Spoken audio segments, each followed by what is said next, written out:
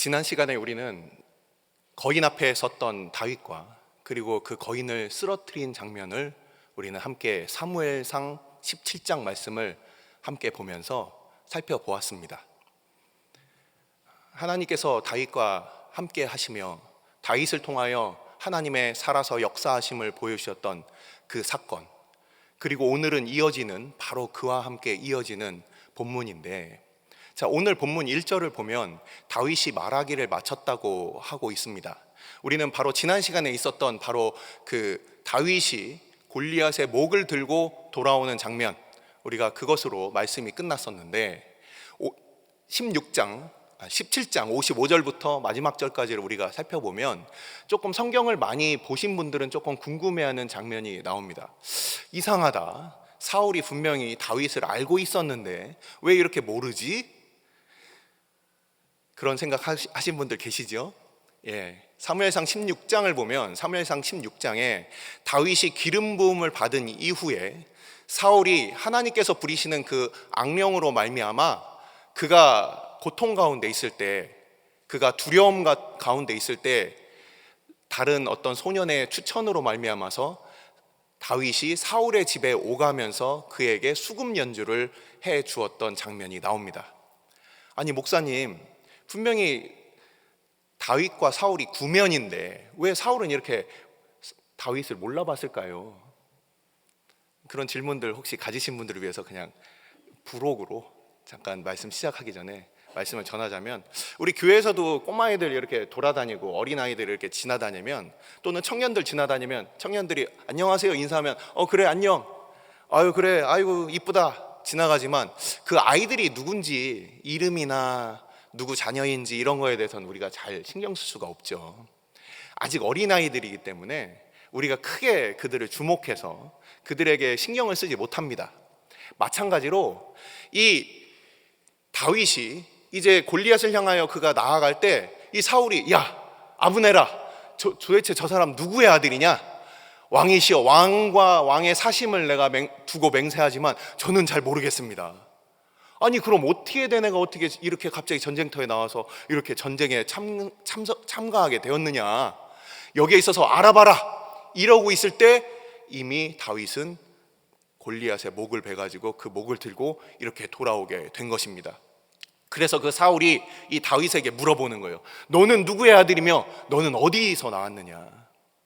그래서 저는 베들레헴의 이새의, 바로 당신의 종 이새의 아들입니다, 이렇게 대답하는 장면이 바로 오늘 읽은 이 본문의 바로 전문맥 부분입니다. 그래서 교회에서 우리가 그냥 지나치는 우리 청년들, 지나치는 우리 청소년들, 나중에 어떤 사람이 될지 몰라요. 그들의 그 행동을 보고 또 그들의 마음을 보고 하나님께서 저들을 어떻게 사용하실지 우리는 그냥 스쳐 지나가고, 지금 뭐 중직자들 또는 우리가 잘 아는 사람들, 이런 사람들에 대해서는 우리가 같이 인사하고 얼굴을 기억하지만, 하지만 스쳐 지나가는 어떤 청년, 스쳐 지나가는 어떤 청소년이 하나님 앞에 어떤 사람이 될지 우리는 모릅니다. 아무튼 이렇게 다윗에게 이 이름을 물어보고 그리고 그것에 대해서 답을 하는 바로 그 장면으로 오늘 본문은 시작을 합니다. 오늘 설교의 제목은 두 사람을 만나다라는 제목이에요. 두 사람은 누구랑 누구인지 성경 본문을 읽어보신 여러분들은, 우리들은 다 알고 있겠죠. 첫 번째 인물이 누구입니까? 사울. 그리고 또 한 명은 요나단. 사울과 요나단으로 대표되는 바로 다윗의 대적과 다윗의 친구, 다윗에 있어서의 원수와 다윗과 함께했던 그의 동역자들, 이 둘은 어떤 의미와 어떤 이유로 갈리게 되었을까요? 우리 주변에 우리가 많은 사람들을 교회에서 만나고 함께 마음이 맞는 사람들도 있고 함께 스타일이 맞는 사람들도 있어요. 하지만 어느 순간 싸우는 사람들도 있고 돌아서는 사람들도 있습니다. 우리 젊었을 때, 우리 어렸을 때를 생각하면 그냥 함께 있는 시간이 좋고 함께 있는 그 모든 대화들이 좋아서 그렇게 모든 것을 다 내어줄 것처럼 좋다가도 어느 순간 언제 어디서 무슨 일이 있는지, 그들은 어디서 살고 있는지 관심조차 없는 그런 관계들도 있지요. 궁금해할 수는 있어도 그렇게 보고 싶지 않은 그런 관계들도 있을 수가 있어요. 우리가 이 땅 가운데 살아가면서 하나님께서는 우리 가운데 어떠한 관계들을 왜 주시는가, 그리고 그것에 갈리게 되는 그 이유는 무엇인가, 그것을 우리는 이 다윗의 이 이야기들을 통해서 우리는 한번 살펴보려고 합니다. 자, 다윗이 이 요나단을 만나는 장면이 나옵니다. 당연히 사울에게는 이렇게 자기의 통성명을 하고 인사를 했고, 자, 요나단이 나오는데 오늘날로 보면 좀 우리의 시각으로 봤을 때 좀 이해가 안 되는 부분이 있습니다. 이 사무엘상 18장 1절과 3절을 한번 보십시오. 1절과 3절에 공통적으로 나오는 표현이 있습니다. 어떤 표현이 있습니까? 1절과 3절을 보시면 어떤 표현이 있죠? 요나단이 그를 자기 생명같이 사랑하니라. 요나단은 다윗을 자기 생명같이 사랑하여. 요나단이 다윗에 대해서 뭘 그렇게 알았다고 그가 이렇게 요나단이 다윗을 향하여 사랑하고 자기 생명처럼 그렇게 사랑하게 되었을까요? 그리고 어떤 이유에서 사울은 이 다윗을 미워하게 되었을까요?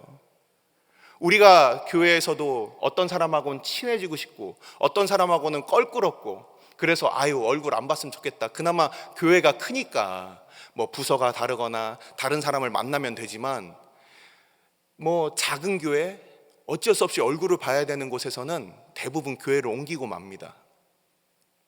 그 정도로 관계라는 것은 우리 가운데 큰 도움이 되기도 하고 우리 가운데 큰 아픔과 상처로 남기도 합니다. 자, 하나님께서는 우리 가운데 왜 이런 관계들을 허락하시는가? 그리고 사울과 요나단과 다윗은 어떤 차이점들이 있을까? 우리가 말씀을 통해서 같이 살펴보려고 합니다. 자, 우리가 잘 알듯이 이 사울과 그리고 요나단이 이 다윗을 처음에는 환영을 해요. 5절까지 보시면 사울이 이 다윗을 환영해서 그에게 어떻게 하느냐, 그에게 모든 싸울 수 있는 사람들, 즉 이스라엘과 유다의 모든 군대들 위에 그를 총사령관으로 삼게 됩니다. 이것이 바로 이 5절에 나와 있어요. 다윗은 사울이 보내는 곳마다 가서 지혜롭게 행하며, 이 지혜롭게 행하였다는 것이 단순히 그냥 어떤 지식적으로 또는 생각으로 그가 뭔가 이렇게 지혜롭게 했다는 것이 아니라 이 원어를 살펴보니까 모든 일에 있어서 다 성공하는 거예요. 모든 일에 있어서 형통하는 거예요. 우리가 형통한다라는 단어가 바로 이 단어를 씁니다. 어떤 일을 맡겨놔도 다 처리를 하는 거예요. 그러니까 단순히 그냥 골리앗과 싸워서 이긴 것이 그냥 그 하나의 사건이 그에게 어떻게 손에 걸려 그렇게 해서 그가 반짝 출세를 한 그런 사람이 아니라, 그에게 있어서 하나님께서 그와 함께 하심으로 말미암아서 그가 가는 곳마다 이 모든 것들을 잘 처리하는 겁니다. 그래서 사람들 가운데 이 사람들이 다 인정을 하는 거예요. 자, 사울도 얼마나 기분이 좋겠습니까? 야, 인재를 발견했어. 자, 우리 사무엘상 14장 맨 마지막 구절을 보면 거기에 이렇게 되어 있습니다. 사울이 블레셋과의 싸움이 크게 계속해서 있었기 때문에 이 사울은 항상 싸움이 잘하고 용맹한 자들을 찾아다녔어요. 옛날에 삼국지에서 조조가 많은 자기에게 있어서 책사들과 그리고 장수들을 그가 긁어 모아서 많은 사람들을 그가 우대하고 인재를 등용했듯이, 이 사울도 블레셋과의 싸움에서 많은 인재들을 모으기 위해서 그가 얼마나 많은 노력을 기울였는지 그것이 성경에 이렇게 나와 있습니다. 자, 그렇다면 이 다윗이 들어왔으니 얼마나 좋습니까? 이 사울에게 있어서는 우리 그룹에, 이스라엘 그룹에 뭔가 이게 총괄을 맡길 수 있는 어떤 인재가 들어왔어. 바로 그 인재 하나가 이 그룹을 먹여 살릴 수도 있어. 이 그룹의 사활을, 얼마 전에 있었던 그 리스크를 다 해결했어. 얼마나 좋습니까? 내가 사장님이라면, 내가 뭔가 인재를 내가 정말 등용하는 그런 왕이었다면 당연히 다윗으로 말미암아서 그가 기뻐해야 될 일이 당연한 겁니다. 근데 어떤 일이 있었느냐? 우리가 잘 알고 있듯이 다윗이 그 사울과 함께 모든 이스라엘에서 그 블레셋과의 전투에서 이기고서 그가 돌아오는 길이었습니다. 그가 돌아오는 길에 어떤 일이 있었습니까? 각 성마다 이제 지나가는 거죠. 이제 이겼어요. 그러고서 이제 그가 이제 기브아까지 이제 쭉 가는데, 근데 이제 이기고서 기브아까지 이제 쭉 올라가는 그 길 가운데 성읍들을 이렇게 지나가면서 가는데 성읍마다 여인들이 나오는 거예요. 전쟁의 승리 소식을 들었습니다. 그들이 기뻐하면서 마치 출애굽기에서 그 미리암이 소고치면서 온 이스라엘 여인들과 함께 하나님의 그 승리를 찬송했듯이 모든 여인들이 나와서 이 소고를 치는 거예요. 그리고 여기 나와 있는 이 하나의 그 경쇠라고 하는 이 단어가 실제 그 사전을 찾아보니까 이 셋이라는 그 말과 그 연관이 있어요. 그래서 경쇠라고 그래서 땡땡땡땡 치는 그런 악기, 뭐 영어에선 트라이앵글이라고 번역도 해놨지만 또 어떤 사람들은 삼현비파라고 또 이렇게 얘기를 합니다. 아무튼 그들이 소고와 악기들로 노래를 부르면서 그들이 즐거워하면서 이스라엘의 승리를 함께 기뻐하고 있었습니다. 자, 사울 왕이 앞서서 오겠죠. 그리고 다윗과 그의 모든 군사들도 함께 올 거예요. 그들을 향하여 여인들이 함께 춤을 추는데, 노래하면서 춤을 췄다, 뭐 그 단어를 보니까 원형으로 이렇게 둘러싸면서 아마 그들을 환영하는 그런 분위기였을 것 같습니다. 그들에게 이렇게 환영하면서 춤을 추고 있는데 노래의 내용이 뭔가 사울의 귀에 거스리게 됩니다. 어떤 내용이었습니까? 사울은 천천히요, 다윗은 만만이라, 이러면서 이 여인들이 그 찬송을 부르고 있는 거예요. 기뻐하고 있는 거예요.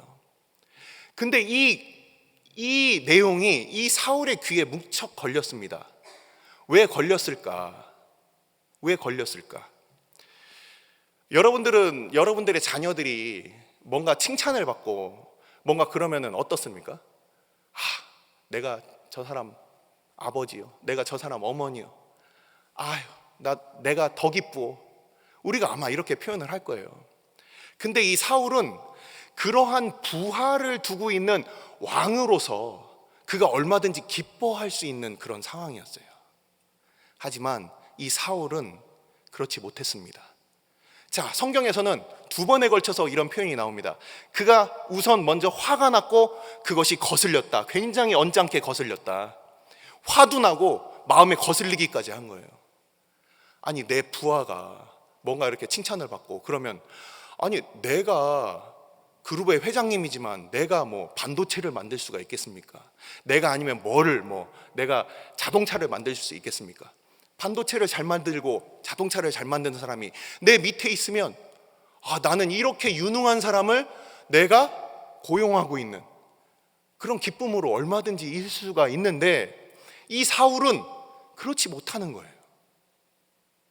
여기서부터 이 사울의 이 다윗을 향한 그 질투심이 생겨나게 됩니다. 이 다윗을 바라보면서 그가 그 마음 가운데, 이전에는 그냥 내 밑에 있다가 뭐 언제든지 뭐 그냥 뭐 전쟁에서 뭐 죽으면 뭐 말고 뭐 이렇게 생각할 수 있는 그런 다윗이었는데, 그가 어느 순간부터 그 다윗에 대하여 주목하기 시작하였다. 얘가 도대체 이제 어떻게 행동을 하는지, 어디서 누굴 만나는지 그거를 이렇게 신경 쓰기 시작했다는 거예요. 이렇게 신경 쓰기 시작하는 사람이 우리 주변에 있다면 아마 여러분들은 그 사람에 대해서 질투하고 있는 겁니다. 뭔가 신경 쓰이는 사람이 있다, 그럼 그거는 질투하고 있는 거예요. 그 능력을 인정하고 그것을 함께 기뻐하는 그런 자리가 아니라 뭔가 견제하고 뭔가 그 세력을 이제 혹시라도 만들까 봐 이렇게 견제하는 것이죠. 이 사울은 도대체 왜 이런 견제가 시작됐을까? 사울은 많은 사람들이 악한 왕이다, 그는 하나님 앞에 돌이킨 왕이다, 그는 하나님 앞에 뭐 무심한 왕, 뭐 그리고 다윗은 전심이다, 뭐 솔로몬은 반심이다, 이런 말 쓰시는 어떤 분들 저도 이제 그래서 읽어봤는데 좀 그 무분별한 그 잘못된 해석인 것 같습니다. 사울은 무심이 아니라 변심입니다. 사울이 어떻게 하나님 앞에서 그 마음이 변절되었는가? 자, 우리는 이 사울이 이제 다윗을 주목하게 된 다음에 오늘 본문에서 어떤 부분이 있었습니까? 다윗이 바로 그 사울의 집에서 이제 수금을 켜서 그에게 이제 그 아픈 부분을 위로하는 장면이 나옵니다. 자, 사울은 어떤 상황으로 있었냐면 성경에서 이 표현을 보니까 그가 막 뭔가 이렇게 예언처럼 막 하면서 블라블라블라블라 하면서 그러면서 그가 완전히 그냥 미쳐가지고 그래서 거기에 이렇게 그의 그 마음이 뭔가 이상한 그런 상태로 있었다는 거예요. 자, 이러한 그 사울의 이 모습은 언제 시작되었느냐, 왜 시작되었느냐, 이것이 바로 사무엘상 16장에 나와 있습니다. 사무엘상 16장에서는 그가 번민하였다라고 되어 있어요. 그가 두려워했다라는 거예요. 뭔가 불안해. 무슨 일이 일어날지 모르겠어. 너무 불안해. 뭔가 나의 삶에 있어서 뭔가 안 좋은 일이 일어날 것 같아라는 그런 막연한 불안한 가운데 그가 16장에 이렇게 있었어요. 근데 이 18장에 이르러서는 여호와께서 부리시는 악령이, 이게 오해하시는 분들이 계시는데, 하나님이 그를 보내신 게 아니라 바로의 마음이 강팍하게 되었다 했을 때처럼 하나님의 보호가 없으면 얼마든지 사단이 와서 물어뜯을 수 있고, 하지만 그마저도 하나님의 컨트롤 안에 있다라는 뜻이에요. 하나님께서 그 악령도 하나님의 허락하신 가운데 하나님이 그 악령을 이 사울에게로 보호하시지 않으니까 이 악령이 가서 뜯어무는 이런 상황인 겁니다. 근데 뭐라고 되어 있습니까? 이 사울에게 다가서는 그 부분을 10절을 한번 보시겠습니다. 그 이튿날, 바로 이 사울이 질투한 바로 그 다음 날입니다. 하나님께서 부리시는 악령이 사울에게 힘있게 내리매.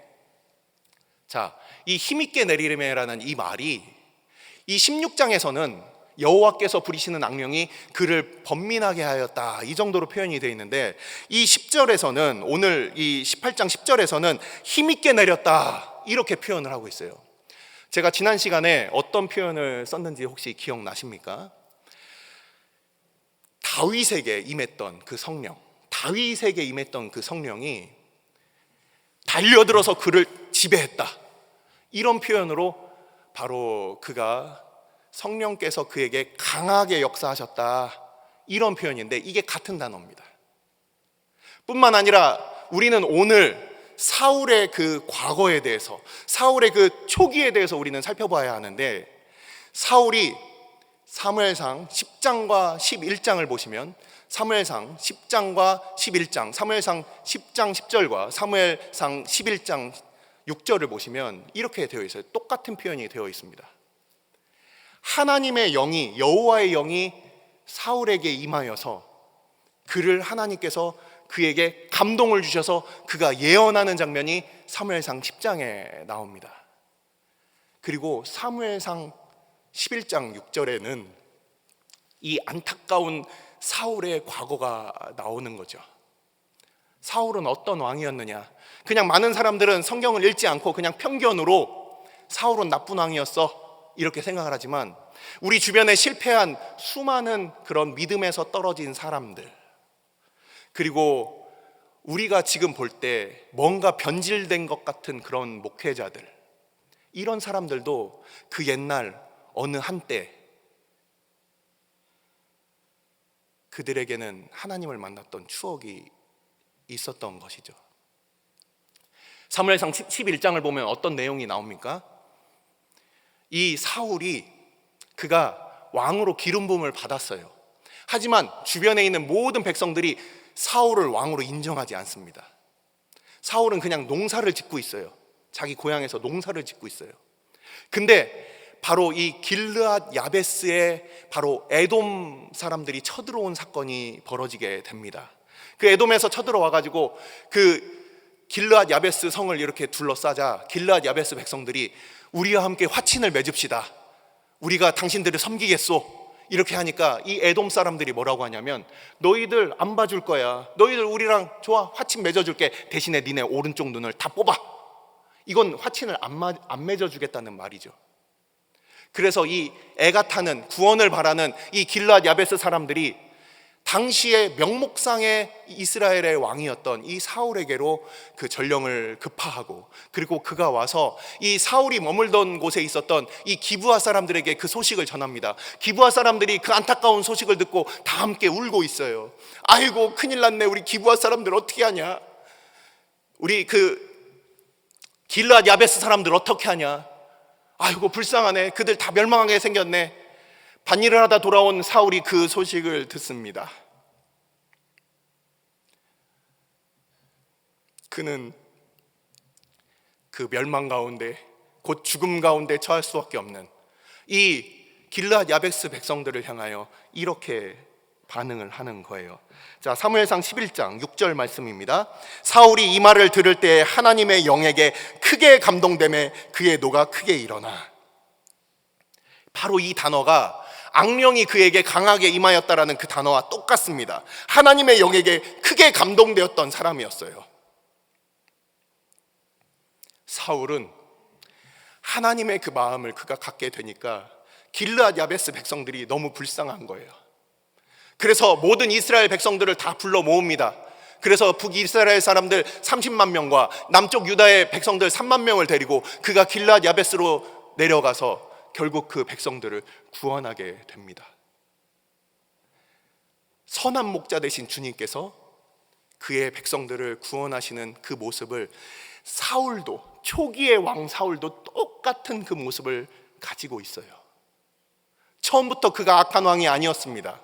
하나님의 은혜를 알았고 하나님의 그 성령을 그가 받았던 그 사람으로서 우리는 사무엘상 이 11장에서 그의 과거를 보게 되는 것이죠. 자, 이것은 다윗이 골리앗으로부터, 바로 그 블레셋으로부터 이스라엘을 구하는 장면과 크게 다르지 않습니다. 자, 그러면은 다윗을 그 자기의 생명처럼 사랑했던 요나단, 그 요나단과 다윗은 어떻게 그들이 그렇게 연결이 되고 교통함이 있었을까요? 단순히 요나단이 다윗을 일방적으로 사랑했을까요? 우리가 한글 성경을 보면 우리가 그것에 대해서 헷갈릴 수 있는데, 히브리어 성경을 보니까 그들이 서로 그것을 사랑했다. 우리가 오늘 그 본문을 보시면은 사무엘상 18장 1절을 보시면 요나단이 그를 자기 생명같이 사랑하니라 해서 이 사랑하다라는 이 단어를 보니까 하나가 되었다, 사랑하였다, 이 단어를 보니까 이게 복수형이에요. 다윗과 요나단이 서로 교통함이 있었다는 겁니다. 도대체 이 두 사람은 어떻게, 그들이 얼마나 전에 알고 지냈길래 이렇게 갑자기 마음이 통하게 됐을까요? 자, 우리는 이 사울의 처음의 성공, 사무엘상 11장에 나오는 사울의 처음의 성공과, 그리고 바로 하나님께서 요나단에게 임하셨던 바로 그 예전의 사건을 우리는 함께 살펴보아야 합니다. 사무엘상 14장 말씀입니다. 사무엘상 14장 6절 제가 한번 읽어드리겠습니다. 사무엘상 14장 6절 말씀입니다. 성경책을 같이 보실 분들은 같이 보셔도 좋습니다. 사무엘상 14장 6절 말씀. 자, 블레셋이 이스라엘을 쳐들어와서 또 여전히 그들이 싸움을 하고 있을 때, 그때 요나단이, 그 이스라엘 백성들은 열세였고, 그리고 이 블레셋은 마병과 병거를 가지고서 그들이 그 몇만에 걸친 그 숫자가 함께 와서, 그래서 이스라엘이 이제 절체절명의 위기 가운데, 그 위기 가운데 아주 심각한 상황 가운데 있었던 상황이에요. 모든 사람들이 그 사울을 따르지 않고, 그리고 사울에게 있어서는 이것을 어떻게 이길 수 있을까, 이 고민 가운데 빠졌던 사울에게 있어서 아주 그 어려웠던 그런 위기의 상황이었습니다. 바로 그때 요나단이 나서게 되는 겁니다. 요나단이 바로 그들에게, 이 6절을 한번 보시겠습니다. 요나단이 자기의 무기를 든 소년에게 이르되 우리가 이 할례 받지 아는 자들에게로 건너가자. 여호와께서 우리를 위하여 일하실까 하노라. 여호와의 구원은 사람이 많고 적음에 달리지 아니하였느니라. 마치 다윗의 고백과 같죠. 지난 시간에 우리가 함께 살펴보았던 다윗의 그 고백, 칼과 창과 단창에 있지 아니하고 바로 하나님의 이름, 하나님께서 그 만군의 여호와, 그 여호와의 이름, 그것 가운데 승리가 있다. 이 고백과 요나단의 고백은 같은 고백이었습니다. 그래서 요나단은 12절에 이렇게 고백합니다. 그 부대 사람들이 요나단과 그의 무기 든 자에게 이르되 우리에게로 올라오라, 너희에게 보여줄 것이 있느니라 한지라. 요나단이 자기의 무기를 든 자에게 이르되 나를 따라 올라오라, 여호와께서 그들을 이스라엘의 손에 넘기셨느니라 하고, 요나단이 단 2명이 블레셋 진영으로 그들이 들어가서 그래서 싸우고, 그 안에 있었던 히브리인들이 반역을 하고 그들이 서로 잡아 죽이면서, 그러면서 이들 가운데 대승리가 그렇게 펼쳐졌던 그 사건이었습니다. 어떻습니까? 하나님의 이름을 의지하고 자기의 목숨을 돌보지 않고 하나님의 거룩한 이름을 위하여 싸웠던 이 용사 요나단, 그의 모습과 다윗의 모습은 너무나도 닮아 있습니다. 심지어 사울도 초기에는 그러한 모습이었어요. 하지만 사울은 변하였습니다. 그는 어떻게 변하였습니까? 우리가 잘 알고 있듯이 블레셋과의 싸움 전에, 그가 사무엘이 도착하기 전에 그가 이레를 기다리다가 안 되겠다 하고서 그가 먼저 제사를 드렸습니다. 그리고 그 이후에 어떻게 됐습니까? 그가 제사를 드린 이유는 무엇이었습니까? 사람들이 하나씩 둘씩 떠나가기 시작하자 사람 떠나가는 것이 무서웠어요. 그리고 그에게 있어서 두 번째는 무엇이었습니까? 아말렉과의 싸움이었습니다. 아각과 모든 좋은 짐승들을 다 진멸하라는 하나님의 그 명령을 받고도 그는 좋은 것들, 눈에 보이는 것들을 남겨두었습니다. 왜 그것들을 남겨두었을까요? 자기의 전리품이었죠. 그것들을 사람들한테 보이고 인정받고 싶었던 마음이 있었어요. 하나님의 명령보다 어느 순간부터 사람의 눈이 이 사울을 사로잡기 시작한 것이었습니다. 우리는 그것에 대한 증거의 구절들을 한번 보겠습니다. 자, 우리는 사무엘상 15장을 보시면, 사무엘상 15장 20절을 한번 보시겠습니다. 이 아각을 살려두고 그리고 하나님께서 그를 버리셨다 했을 때 그의 겉옷자락을 붙잡고서 나는 떠나겠다 하니까 그를 붙잡고서 그렇게 겉옷자락을 찢으면서, 사무엘이 아끼는 어머니가 지어주신 그 옷을 그렇게 찢으면서, 그러면서 이 사무엘이 떠나려는데 그를 극구 만류하면서 그가 했던 말은 무엇이었습니까? 이 사울, 이 변절된 사울, 하나님을 그렇게 바랬던 그 사울이 사람의 눈을 더 사랑하기 시작하면서 말로는 하나님, 말로는 여호와 이야기를 하지만 그가 결국 택하는 것은 결국 사람에게 잘 보이는 것, 사람에게 높아지는 것, 사람 보이기에 좋은 것들을 그가 그렇게 선택하고 있었던 거예요. 우리는 사무엘상 15장 30절 말씀을 한번 보겠습니다. 사울이 이르되 내가 범죄하였을지라도 이제 청하옵나니 내 백성의 장로들 앞과 이스라엘 앞에서 나를 높이사 나와 함께 돌아가서 내가 당신의 하나님 여호와께 경배하게 하소서 하더라. 이 사울은 사람들 앞에서 어떻게 하면 내가 좀 더 그럴듯하게 보이는가, 어떻게 하면 내가 사람들 앞에 인정을 받을까, 어떻게 하면 더 아름다워 보이는가, 이것에 모든 마음을 뺏긴 사람이에요.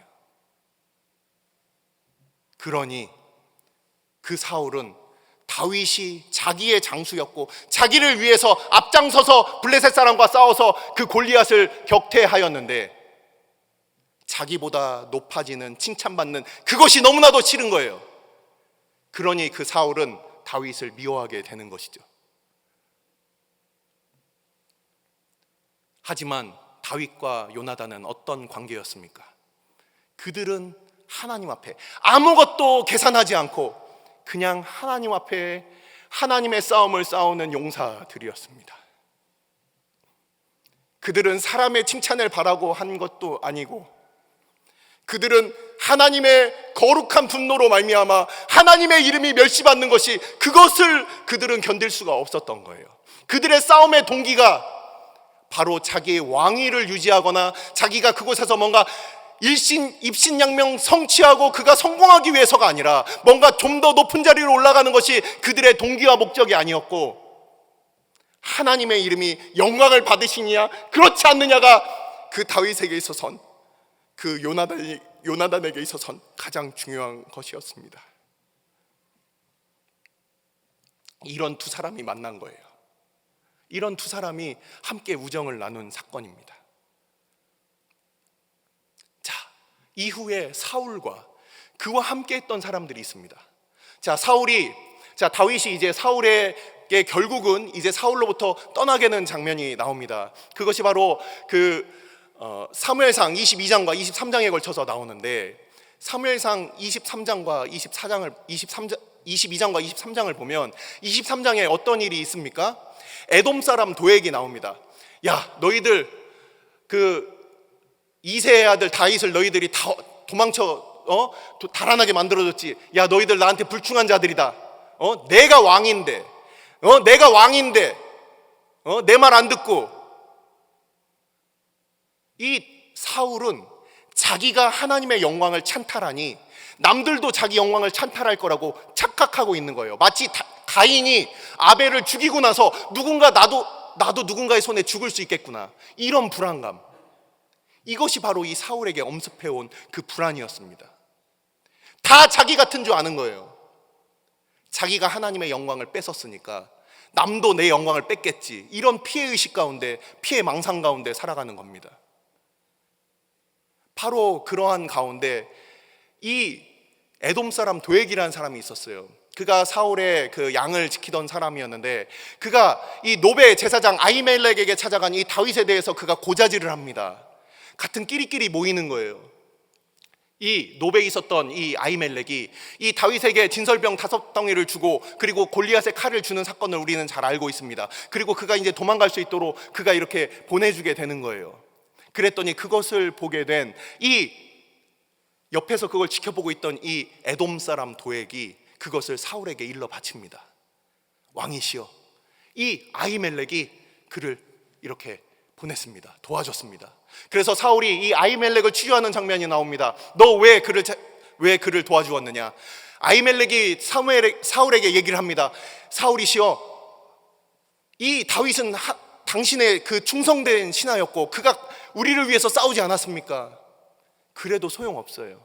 그런 객관적인 사실이 있어도 소용없어요. 사울은 이미 다윗을 미워하기로 작정하였으니까요. 그러니까 이 다윗을 죽이는데, 바로 이 다윗을 죽여야 하는데 살아서 도망갈 수 있도록 도움을 준 이 아히멜렉에 대하여, 야, 내 주변에 있는 이 부하들 다 이 아히멜렉 죽여라. 사람들은 다 두려워합니다. 어떻게 하나님의 기름 부음을 받은 제사장을 우리가 죽일 수 있습니까? 그때 나선 사람이 바로 이 에돔 사람 도액이에요. 그가 마치 미친 망나니처럼 하나님의 기름 부은 제사장 85명을 죽입니다. 사울의 곁에 붙어서 사울에게 그렇게 알랑방귀 끼며 그에게 붙어서, 그래서 그렇게 사울과 함께하는 그 사람, 거기에 대하여 제가 이번에 이 다윗의 설교를 준비하면서 다윗이 지은 시편을 한번 다 읽어봤어요. 총 73편이더라고요. 다윗의 그 구구절절한 그 마음들, 그때 그 사건들이 있을 때마다 그 마음들이 시편에 녹아 있습니다. 항상 원수들이 자기를 둘러싸고 있었고, 그 가운데 그가 바라볼 것은 오직 하나님 한 분밖에 없었던 그 상황을 다윗은 그의 시편에서 그렇게 적어 놓았습니다.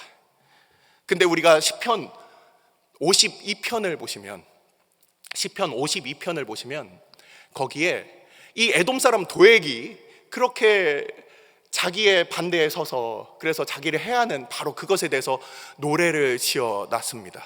이건 이따가 마지막에 찾아보도록 하겠습니다.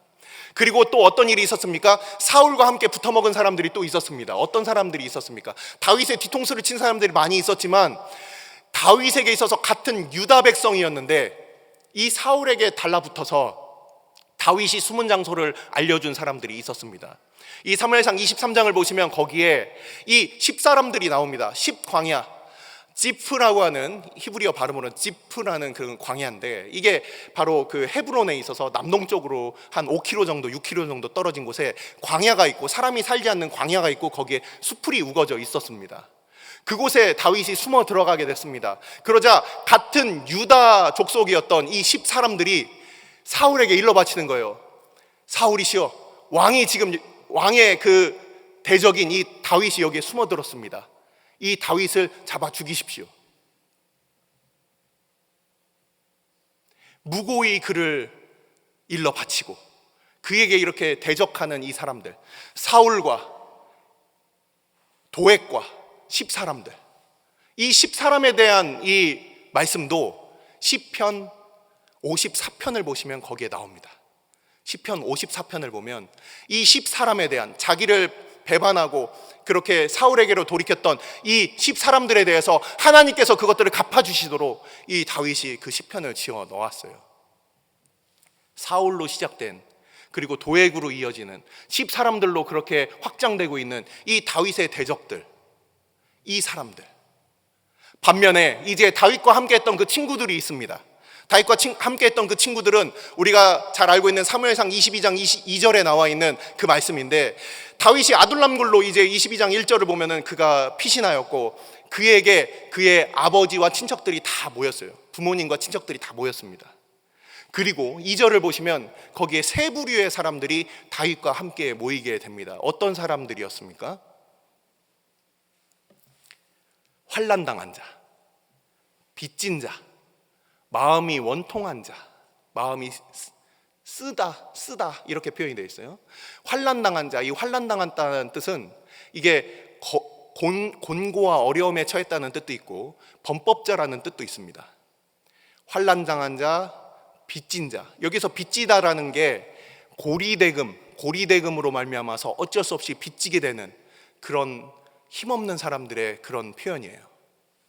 환난당한 자, 빚진 자, 그리고 마음에 원통한 자, 이렇게 세 부류가 다윗에게로 몰려들었습니다. 아둘람굴에 몰려들었습니다. 그 숫자가 400명이라고 이렇게 표현이 되어 있습니다. 그리고 그들이 모압으로 갔다가 돌아오니까 총 600명으로 늘어났어요. 자, 이 사람들은 어떤 사람들이냐? 그리고 우리가 잘 알고 있듯이 그 이후에 이제 다윗과 함께했던 용사들이 있습니다. 역대상을 보시면은 거기에 다윗의 용사들의 그 목록이 나오게 되는데, 그 사람들이 다윗의 30용사라고 우리가 보통 알고 있는 이 30용사가 나옵니다. 다윗과 함께했던 30용사, 그 중에 가장 뛰어났던 세용사, 그 다음 세용사, 그리고 햇사람 우리아까지 평안하면 총 37명의 이 용사들이 늘 다윗 곁을 지키고 있었고, 그들이 다윗의 군대 장관으로 이렇게 세워지게 됐는데, 이 사람들은 어떻게 모이게 됐느냐? 다윗이 피신 가운데 그가 사울의 그 얼굴을 피해서 그가 다닐 때, 그때 이 용사들이 같이 모아졌어요. 이 용사들은 그냥 명목상의 용사들이 아닙니다.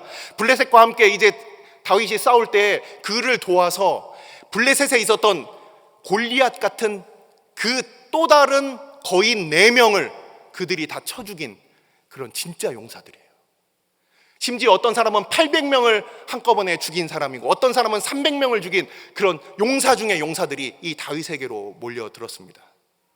이 사람들은 사울의 치하에서 그들은 참으로 마음이 어려웠던 사람들이에요.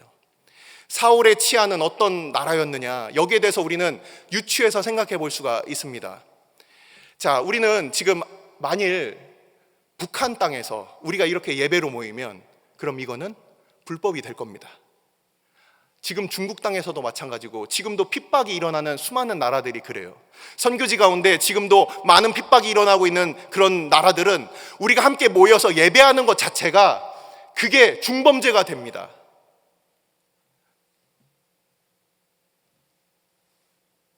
안기부급에서, 그냥 일반 경찰도 아니고 안기부가 데려가서 조사하고, 그리고 국가보위부가 그들을 이렇게, 그런 일들이 지금도 벌어지고 있어요.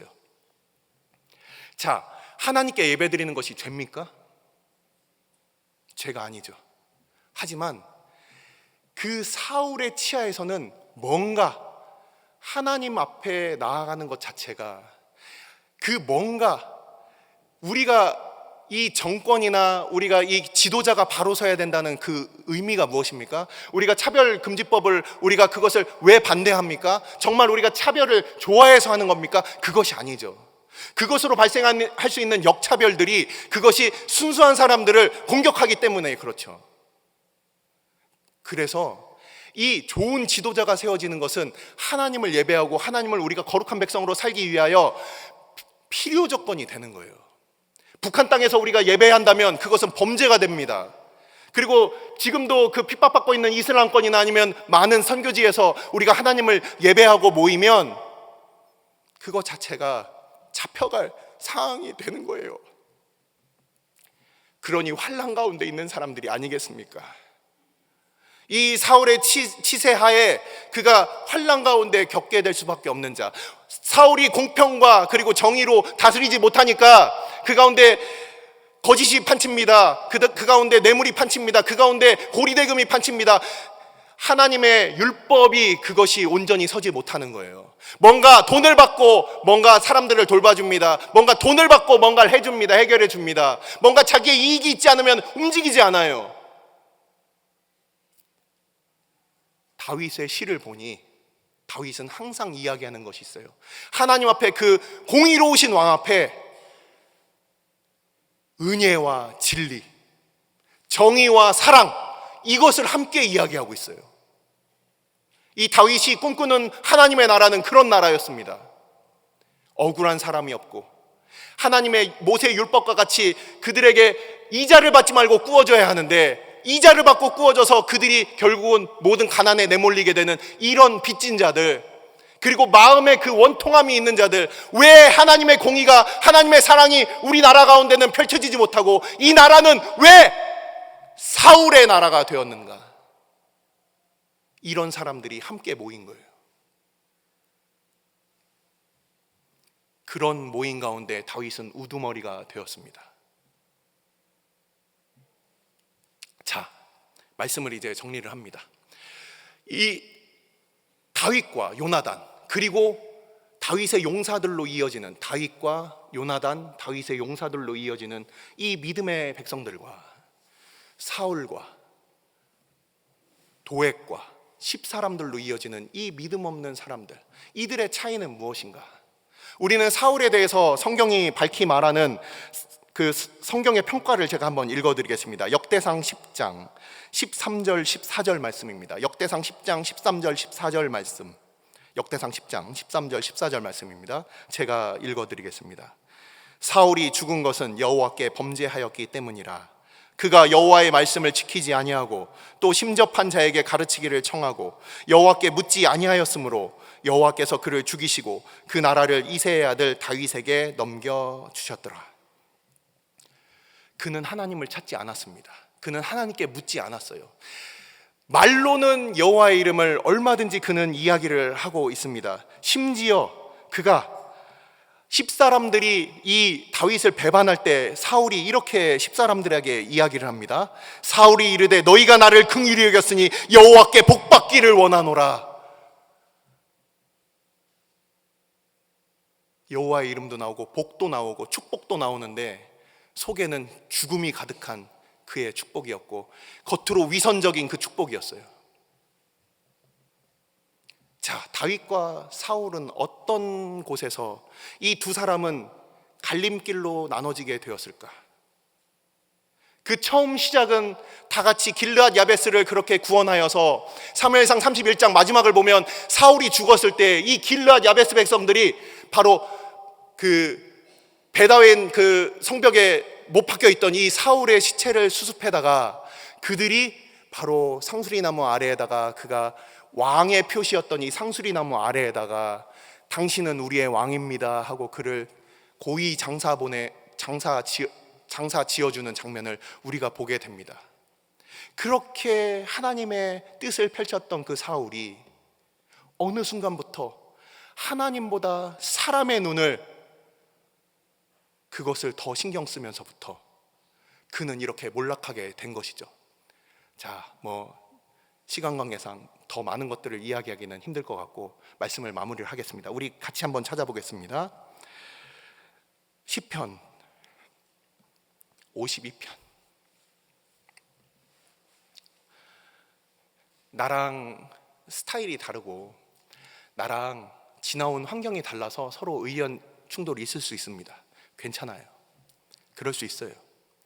나중에 하나님 앞에, 우리가 하나님 앞에 서면 다 알아요. 나중에 시간이 지나면 나도 하나님 편이었고 저 사람도 하나님 편이었구나, 이걸 알게 됩니다.